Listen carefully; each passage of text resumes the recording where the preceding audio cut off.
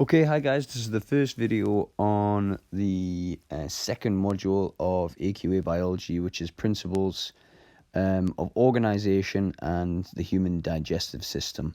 So we've previously covered cell biology. This is the organization module, the first little part of it.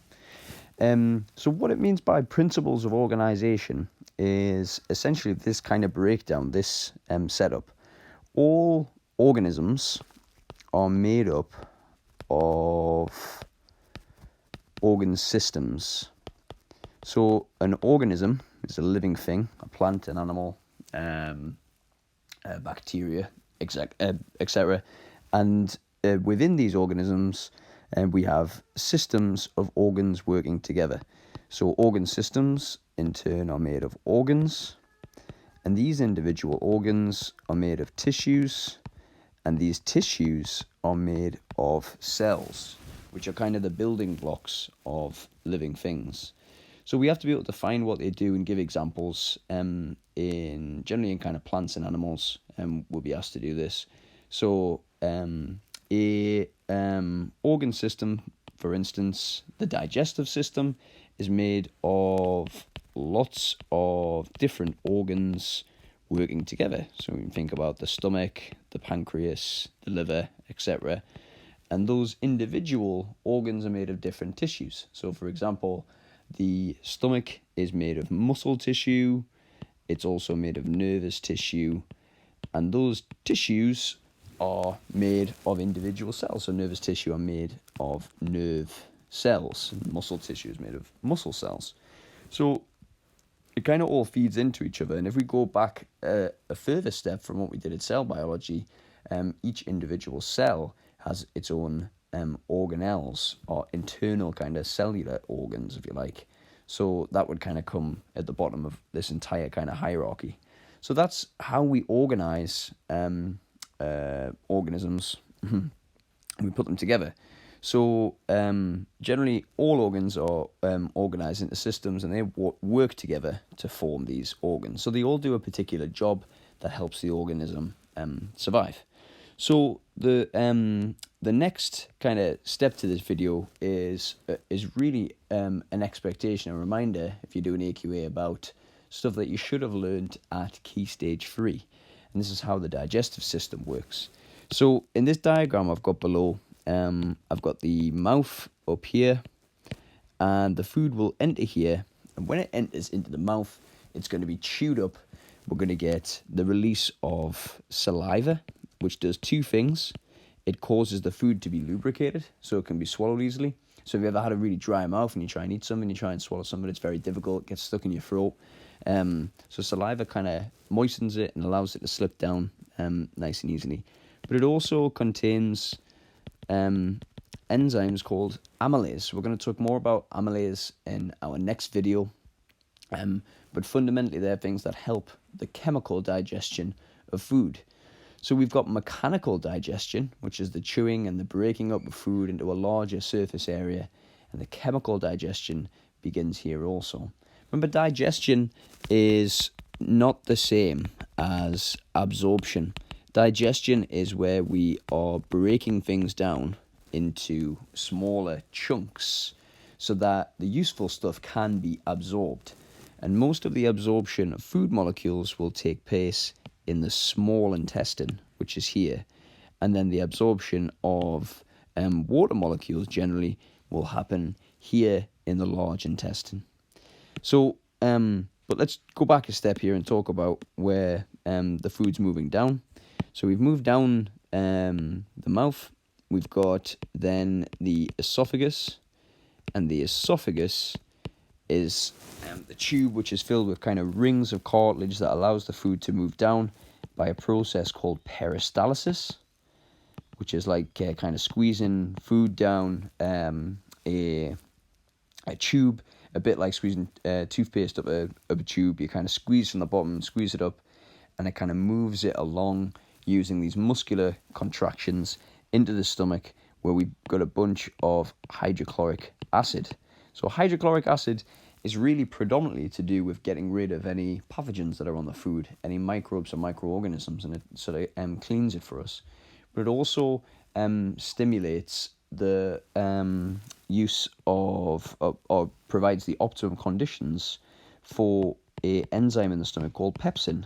Pepsin is a protease enzyme. Again, we'll cover more about enzymes next lesson, but it breaks down or begins the breakdown of proteins in the stomach. So hydrochloric acid lowers the pH to make that kind of possible. We've got this layer of mucus in the stomach that stops the acid sort of working its way and eating away at the tissue. And if you ever had heartburn or kind of acid reflux, what happens there is some of the acid is moving up out of the stomach into your esophagus, and it kind of burns at the bottom of your esophagus. So that's because there's very little mucus in those areas. Mucus is produced from cells called goblet cells, which release it kind of continuously because it's always being broken down. So once the food is sort of begin to, the proteins within it are being broken down by pepsin, the acid is getting rid of all the microbes, it starts to be kind of churned by the muscles within the stomach. The food is kind of mixed around in this bag. It's then released and moves out into the small intestine. And the small intestine has these tiny folds in it called villi. And each individual villi, if we looked at it, the individual villi has these tiny folds on those folds called microvilli. So they're two different things. They're not the same thing. We have the villi, which increase surface area. And we also have the microvilli, which further increase surface area. Go back to the video on transport in cells and diffusion if you're not sure what I mean by surface area there. So that means we're going to get lots of active transport and diffusion of the movement, the movement of important food molecules like proteins and fats and carbohydrates. They're going to move across the wall of the small intestine and into the blood, where they're going to be taken away and used. Now, when I talk about proteins, carbohydrates, lipids, we need to kind of be happy that these are biological molecules that are going to be used by the body for different reasons, and we're going to talk about how to test for them in a second. But for those molecules, which are very large molecules, to be absorbed, they have to first be broken down, digested chemically within the small intestine. And that doesn't happen just by kind of like churning and chopping as we've seen so far. We need this chemical digestion to take place. So we need more enzymes than have been released so far with the amylase and the pepsin. So there's another organ that I haven't drawn on here called the pancreas.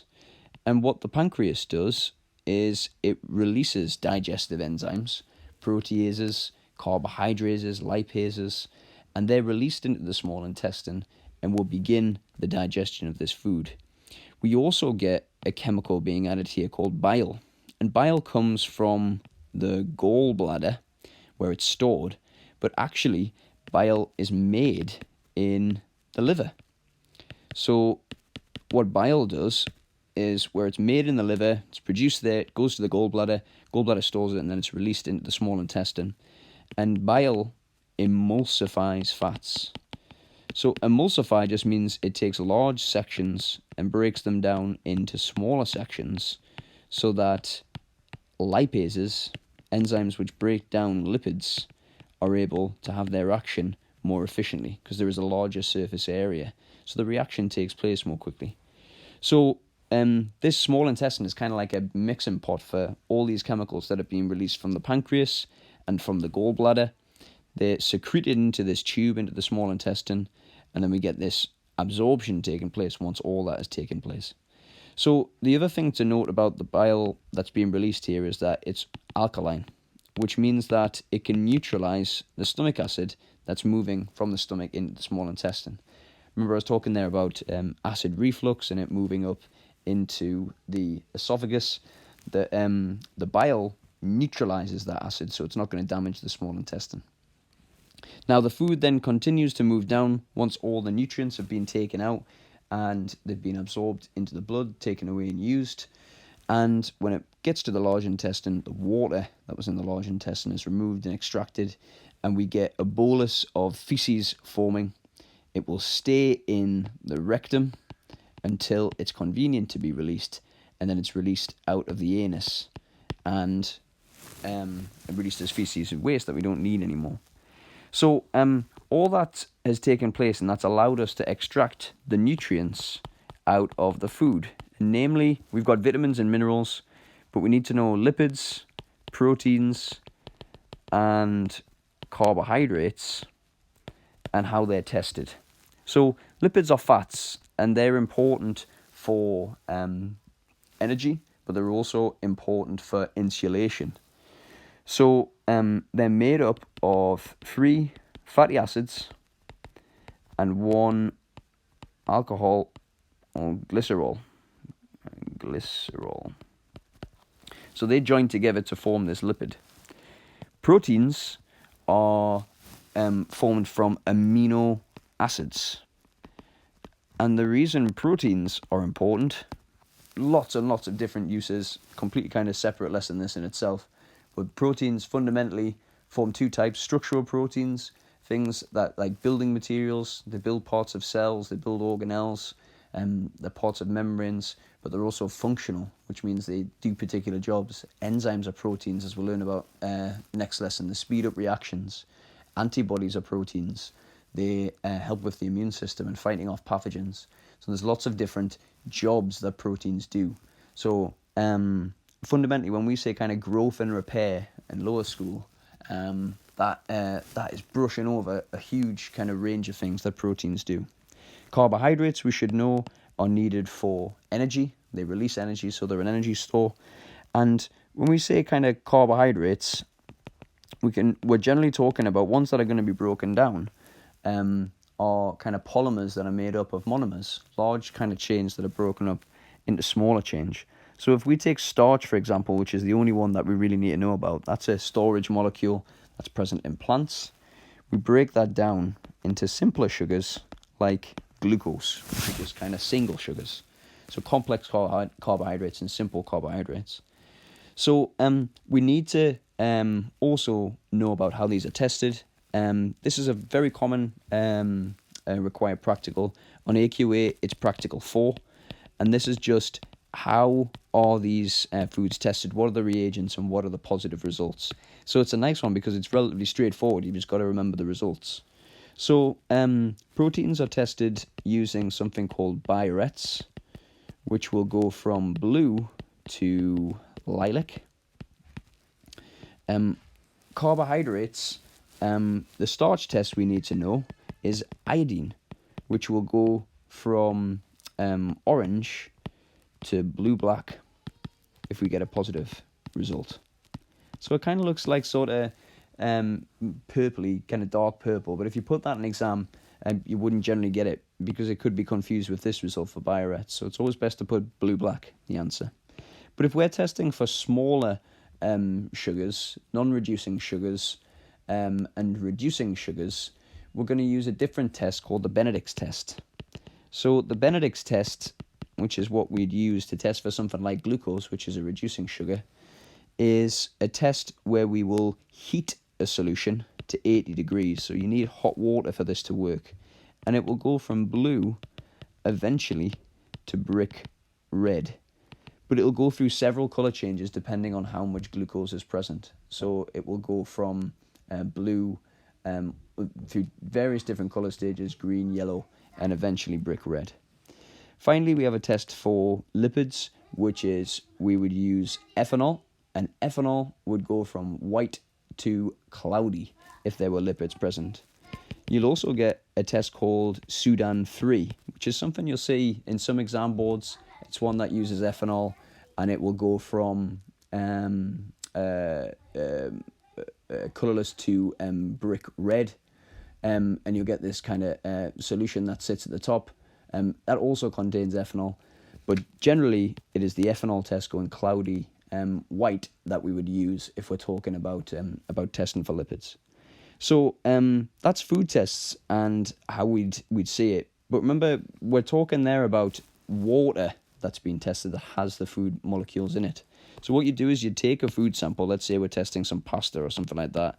You'd put the pasta tube into a pestle and mortar. You'd grind it up using like a pestle and mortar to churn it up into smaller chunks. You'd add in some water, and what would happen there is that the food molecules that were in the pasta, the starch, the protein, whatever else was in there, would then mix with the water, and you would take the water out of that solution and put it into a test tube. And once you'd put that into the test tube, you would then carry out these food tests to see what was present within it. If I was trying some questions on these, it's pretty tricky to find sets on physics and maths tutor actually just for this particular section. So I've gone on to the edXL exam board here. I've gone to topic 2, structures, functions, and living things. And we're going to go down the questions that say nutrition. And I had a quick scour through the papers, and just on animals, it's very difficult to get just these particular things, but I think these are possibly the most relevant. So question set 3 has some questions on the digestive system process and positive results of food tests and things like that. It's also got some questions on plants that you could just skip by.